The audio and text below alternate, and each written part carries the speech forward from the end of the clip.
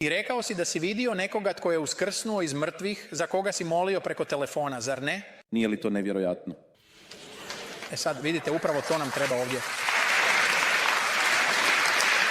Trebaju nam ljudi koji ne samo da imaju želju i vole Boga i dobri su ljudi.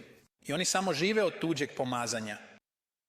Trebamo ljude koji će otkriti što oni sami imaju i preuzeti svoju vlast. U Jakovu 4:7 piše: oduprite se đavlu i pobjeći će na vas. On ne bježi izravno od Boga. Bog i đavao su se već suočili. Sotona je poraženi neprijatelj. Ne postoji izravan sukob između Boga i đavla. Sotona dolazi protiv vas. I ako želiš vidjeti da đavao bježi, moraš se oduprijeti đavlu. Ne možeš reći: o Bože, molim te, makni đavla s mojih leđa.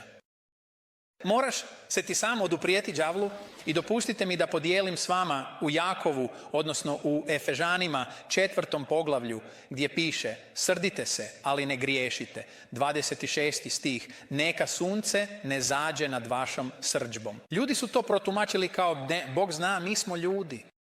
Mi ćemo se naljutiti. Samo pazi da to svaku večer priznaš prije nego što odeš na spavanje. To nije ono što to znači. To nije odobravanje ljutnje tijekom dana. Ovdje se kaže: srdite se, ali ne griješite. Postoji ljutnja koja nije grijeh. Postoji božanska vrsta ljutnje. Postoji pravedna ljutnja.